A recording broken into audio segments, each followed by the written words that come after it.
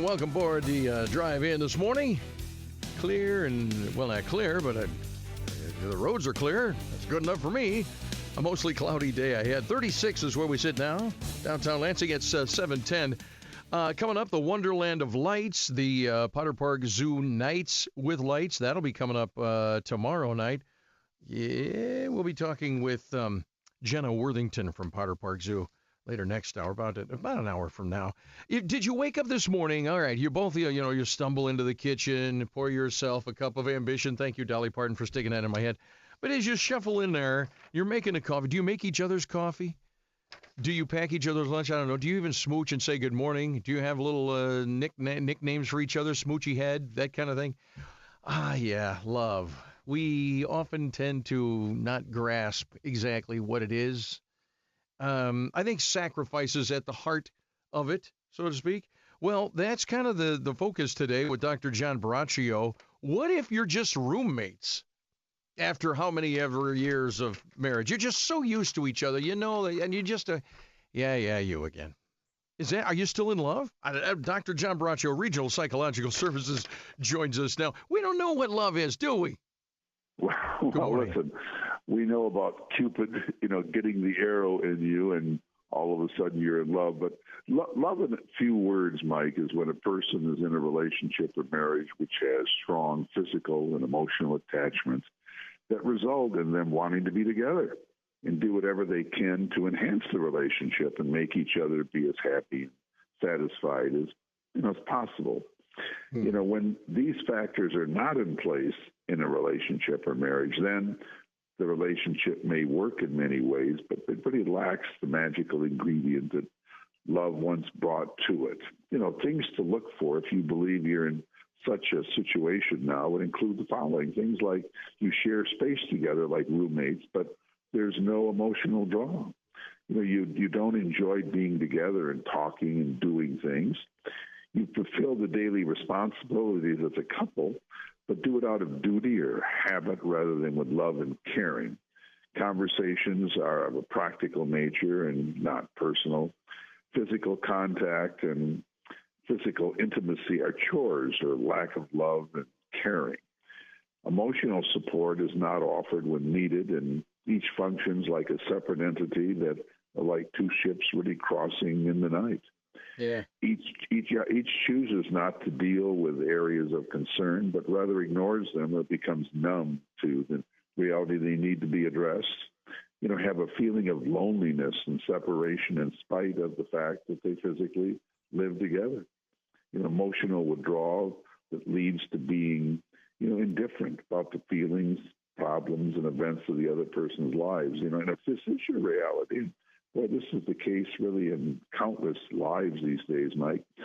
You've lost your love, and simply you live together. You're out of habit, out of duty, out of financial necessity, due to children, other life or family responsibilities. Now, if you're in this situation, and really, I'm going to say millions are, they live together. They've been there and they're there. And if you feel this is your situation, and you really want to bring the love back into your relationship, the following are some things you can do. First, you have to begin personal discussions about each other and how you want to rekindle, the love you both had, if that's what you really want. Then begin doing things together that can result in new experiences to draw you closer together. Begin talking to each other, getting to know each other, and really trying to fall back in love like you did. Go back to the memories, what brought you together.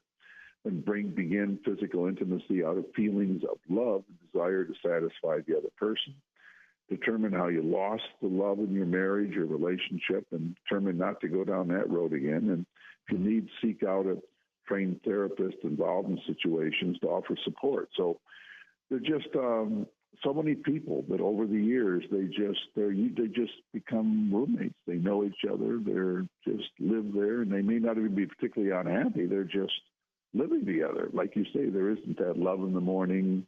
There isn't that caring. There isn't the love at night. There's not the love during the day. It's just we're together, ho-hum. And if you're in that and you don't want that, you have to work at it. You have to say, hey, let's bring that love back in. Let's want to get up, have those cute names for each other, smooch each other in the morning, always be hugging each other, just showing intimacy, physical intimacy, and really caring and wanting that relationship to be the best it can be and the way it, was at one time. So if that's you, if you're listening and you're in that situation, then, hey, let's sit down, let's talk, let's see where we are, and let's really move forward, Mike. That's, that keeps the love in the marriage. And really, when you consider probably half relationships end, and not always because they're fighting. A lot of times they are. They're just, the love kind of just, just going through the motions.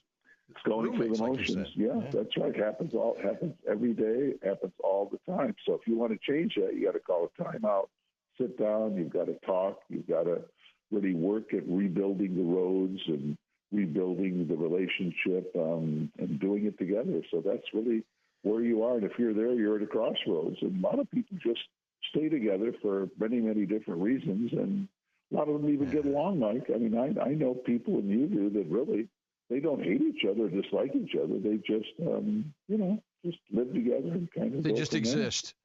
I do know a couple of couples, though. I know a couple of couples, just a little younger than my age group, friends who, I won't say names, but for instance, I was on a trip with this guy, and he called his wife and said, "Hey, babe, just wanted you to know, here's where we are. Things are going well." And they had this conversation. I'm going, that was really nice. That was kind of cool that you guys did that. That's just like nothing for them. That's just part and parcel. But here's a question, though. How in the world did we get away from, now I know I can romanticize and say everything was, all sunshine and unicorns in the, say, 40s, 50s, 30s, whatever. But you watch, like, for instance, my father-in-law, high school sweethearts, married 60 whatever years.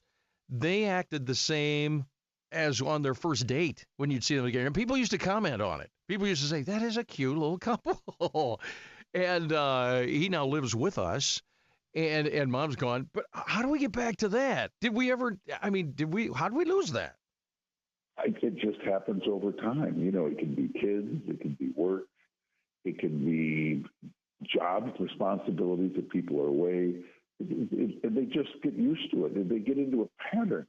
Like it happens. Life happens. Like two people start just leading different lives. They may be together, but they're not joined in working together. They may not be fighting. I mean, they may not be arguing. They just kind of lose that magic. If there's intimacy, it's just, okay, it's being done. There may be pleasure, but there's no real love. There isn't the hugging. There isn't the, like you say, smooching, the sharing of the life, talking about things. No, they're often just duties. You pay this bill, I'll pay that bill.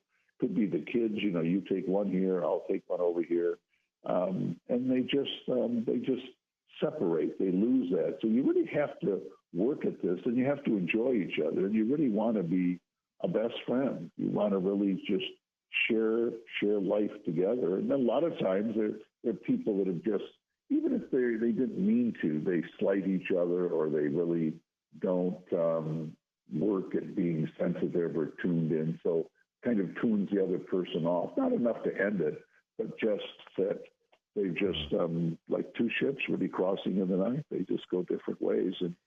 And if you're not happy with that and you're in that situation, you do really have to just try to call a timeout, sit down and say, hey, what happened to us? What's going on? But it happens all the time. And it's where they just kind of separate, go different ways. But we are in this world now that people can be both working so many different hours, so many different responsibilities. I think that has a lot to do with it right there. I do. Yeah. And another thing, too, I think in this digital age, when people get home, they may often go to